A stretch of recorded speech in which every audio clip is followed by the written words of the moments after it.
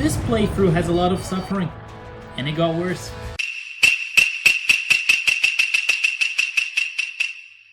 Welcome back to the mad playthrough of Ace Combat Zero with zero HUD, cockpit view, and of course, Ace difficulty. Some changing gears in this episode. I'll be flying the Mitsubishi F1. As part of the offensive campaign number 4101, I've selected the round hammer operation since it has a good mixture of targets on the ground, air, and sea. Actually, it's a lake. Belk has a lake navy, I'm not even kidding. Let's talk about the stranger history and geography to explain why. Back in the 80s, when Belka was the original mighty Greater Belka, it owned most of the Great Lakes region, including the majority of the lakes themselves, and shared a smaller water border with Osea on Lake Harwood. Belka also owned the land where Futuro Canal was built. Futuro Canal is an extremely important location. For once, it allows shipping lanes to go inside the Great Lakes, assuming there's a system of canals connecting the different lakes, just like in real life along the border with Canada and the United States. This would allow maritime connections from major Balkan cities like Lumen and Rutherford to the outside world. That's very beneficial from a commercial perspective. Militarily, this is the only naval opening that Belka has to the south. Futuro Canal connects the Great Lakes region with the northernmost end of Outlook Bay, which then leads to the ocean. As the name implies, it's the fastest path to the Ocean capital of Arad, a popular target for weapons of mass destruction. Given the strategic value of the region, Belka had part of its navy based here to protect the Great Lakes and the canal. After Belka sold off part of the Great Lakes in 1991, the location of the canal was on the border between Osea and Sapin. One note about Futuro Canal is that the Ace Combat lore doesn't mention when it was built, but I'm on the opinion that it was constructed while Belka owned the area prior to 1991 for three different reasons. First, I don't see how building the canal on the Osea and Sapin border benefits either of those countries commercially or militarily. It only benefits Belka for the reasons mentioned earlier. Second, a canal project like this is massive and probably takes years to build. The economic benefits would be significant for Belka to build it decades, if not a century earlier. The Futuro Canal is inspired by the Suez Canal in Egypt, and that got completed in 1869. Third, the Balkan naval presence in the Great Lakes prior to the Balkan War was quite sizable, including destroyers, submarines, cruisers, and at least one aircraft carrier. We don't see this aircraft carrier in the game, but later on in this video I'll show you the evidence that we have for its existence.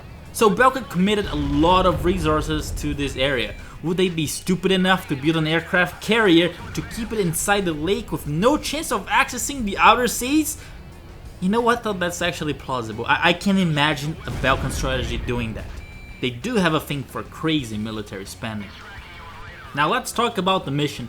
One of the main difficulties of playing against naval targets without the HUD is that you don't know which target you're aiming, therefore you might be aiming at a ship's AA gun or SAM launcher, when instead you should just be focusing directly on the ship, because if you destroy the ship, you're gonna destroy the targets anyway, and so that results in a very inefficient use of ammunition, especially missiles.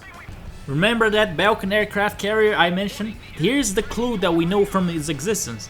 This aircraft is an F-35C belonging to Hugo Parchment, which is one of the aces. If you read his description in the assault records of Ace Combat Zero, you're gonna see that he took off from a carrier called Nugget, and he came to the defense of Futuro Canal, thus implying that Belka has an aircraft carrier, and most likely that aircraft carrier is situated within the Great Lakes region. As a coincidence, Nijord is also the name of the Erusian naval fleet that appears in Ace Combat 7. Now there is no proof that they use the same aircraft carrier at Belka sold that to Erusia after the Balkan War. Another difficulty of playing without the HUD is that you don't know how much ammunition you have left. And so this happened. I had already run out of my special weapon, which was the unguided bombs, and so I was left with the gun. But wait, it gets worse.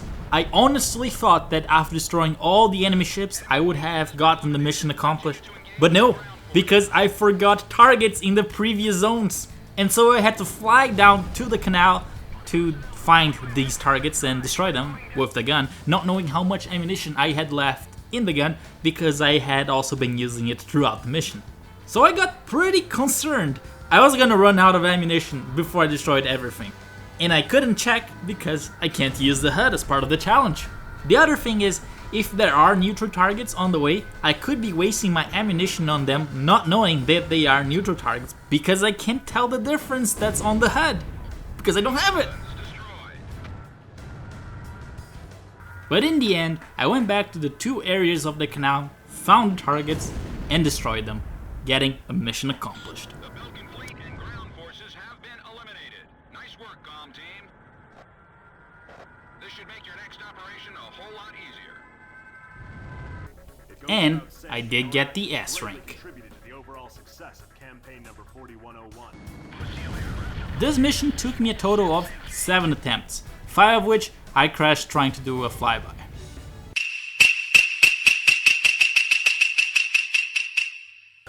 In Mission 5, I brought the Saab Draken since it's a more maneuverable aircraft and it packs the semi-active air-to-air missile, which would come in handy in the last part of the mission.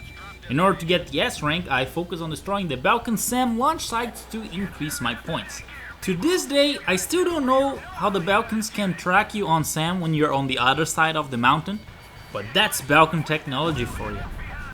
After that, I destroyed all the enemy targets in the 3 clusters of Solus Ortis. It was a relatively easy mission, although on my first attempt I got disoriented and restarted it. By the way, if you want to watch the entirety of any mission without the HUD, you can see the uncut videos with the link in the description. With the mission update of Belkan aircraft approaching, I chose to remain over Solus Ortis and wait for them to approach me. From there, I used the SAAMs and finished the mission with a nice S rank. Operation Varsity succeeded.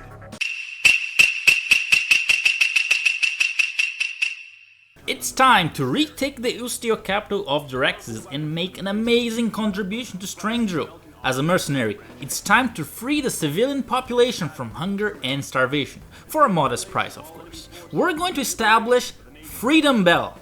Cypher knows his career as a mercenary pilot will end someday, but there's nothing stopping him from using war to fund other business ventures and take over the world. In order to do so, you gotta keep your costs down low, so we're bringing the F5 again. I'm playing this game on an emulator, and as part of the emulation settings, you get some visual glitches with the interface. That's why on the hangar screen we don't have the yellow filter. For this mission, we're gonna bring our hot sauce, Napalm. Start the operation. Release 5 sectors under Belkan control.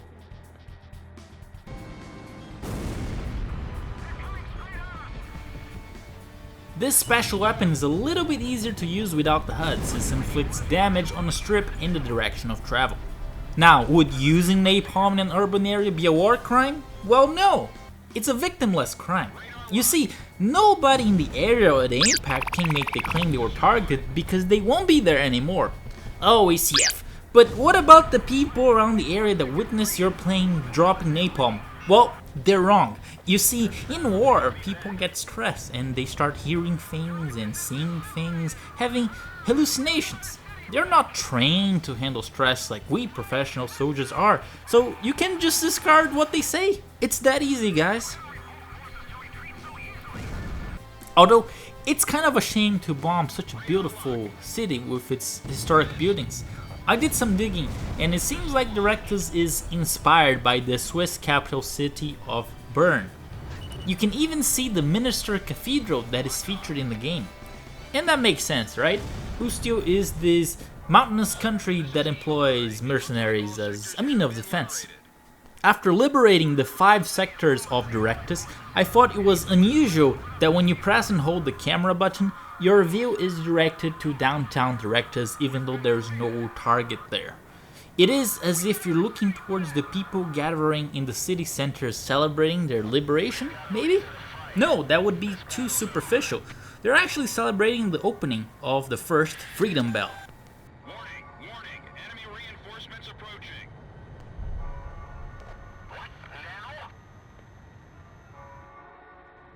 You know it's a great opening when our competitors from Round Table Pizza are sending their goons to crash the party. Let's take care of them.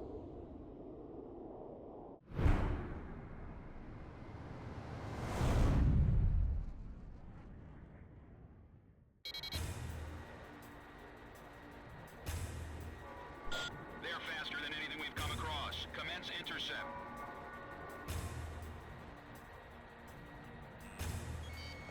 It doesn't look like they'll let us head back to base unless we take out those two planes. Captain, was he shot down? The dogfight with the Gelb Squadron was so easy, it shows you why the Round Table Pizza is the inferior choice. And that's Mission 6 completed with another S rank. The next episode of this series should be the hardest one, navigating without the HUD on Mission 7 and blithely evading Excalibur's attacks on Missions 8 and 9. Thank you guys for watching, and I'll see you next time. Celebrating an occasion such as this.